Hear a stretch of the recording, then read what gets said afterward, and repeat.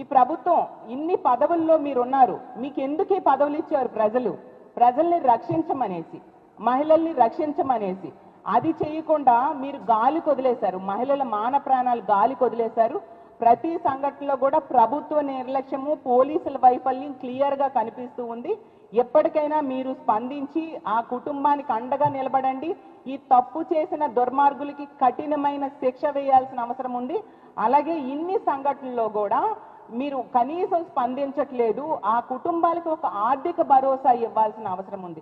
ఈ రాష్ట్రంలో తీసుకుంటే 6 నెలల చిన్నారి నుంచి 60 సంవత్సరాల వృద్ధురాలి వరకు అత్యాచారాలకి, అఘాయిత్యాలకి, దాడులకి గురవుతూ ఉన్నారు. ఇన్ని సంఘటనలు ఏ ఒక్క సంఘటనకైనా మీరు వెళ్ళి స్పందించి ఆ కుటుంబానికి అండగా నిలబడడం కానీ, ఆర్థిక భరోసా ఇవ్వడం కానీ జరగలేదు. ఎప్పటికైనా రాష్ట్ర ప్రభుత్వం కళ్ళు తెరుచుకొని మహిళల రక్షణ మీద దృష్టి పెట్టండి. ఈ కుటుంబాలన్నిటి కూడా ఆర్థిక సాయం ఇవ్వాల్సిందిగా కోరుతున్నాము. ఇదే కనుక కొనసాగితే ఎప్పటికే ఈ రాష్ట్రంలో ఉన్న మహిళలు తమకిచ్చిన హామీలు అమలు చేయలేదు సరికదా, రక్షణ కూడా ఇవ్వలేని పరిస్థితిలో ఒక అసమర్థ ప్రభుత్వం నడుస్తూ ఉందని అత్యంత బాధపడుతూ ఉన్నారు. అసలు కూటమికి ఓట్లేసిన మహిళలైతే ఎందుకు ఓట్లేసామని బాధపడుతూ ఉన్నారు.